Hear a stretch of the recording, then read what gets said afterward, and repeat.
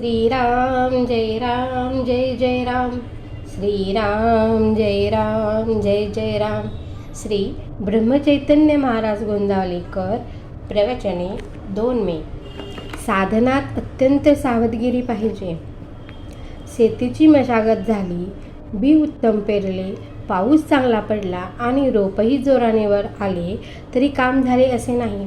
कारण जसजशी एक पायरी पुढे जाईल तसतशी जास्त काळजी घेण्याची गरज असते.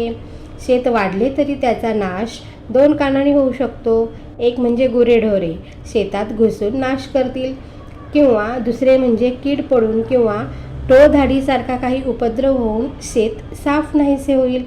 यापैकी पहिले कारण थोडे स्थूल आहे तर दुसरे थोडे सूक्ष्म आहे. शेतात गुरेढोरे शिरली तर वरवर दृष्टी टाकूनही सहज समजते आणि त्यांना हकलताही येते, पण कीड पडली तर जवळ जाऊन बारकाईने पाहावे लागेल. शेताला कुंपण घालून ढोरे आत शिरणार नाहीत असा बंदोबस्त करता येतो आणि राख, शेण, औषधे वगैरे टाकून कीड न लागेल अशी तजवीज करता येते. हे सर्व करताना शेतकऱ्याला सतत जागृत राहावे लागते, म्हणजे एकसारखे शेतावर लक्ष ठेवावे लागते.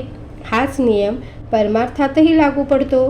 साधकाने अत्यंत काळजीने वागणे जरूर आहे. शेताचे रक्षण व्हावे म्हणून जसे कुंपण, तसा संसार हा परमार्थाला कुंपण म्हणून असावा.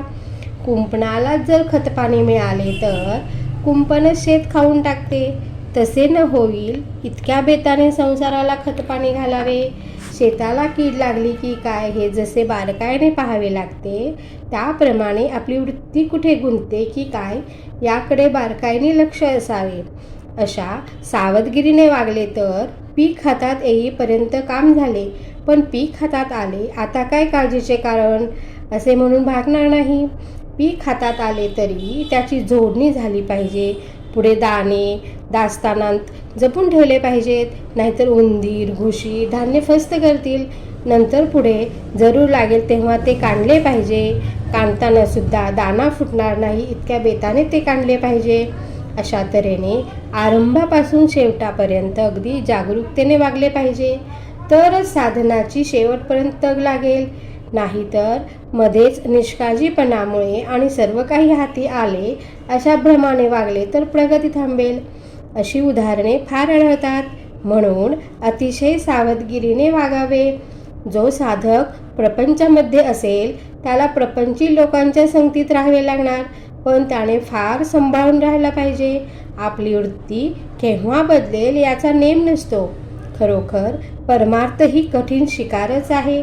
शिकार अशी मारली पाहिजे की आपल्या मीपणाला मारून आपण जिवंत राहिले पाहिजे आणि आपल्याला नको तेवढेच गळून पडले पाहिजे. सावधानता ठेवून नाम घ्यावे.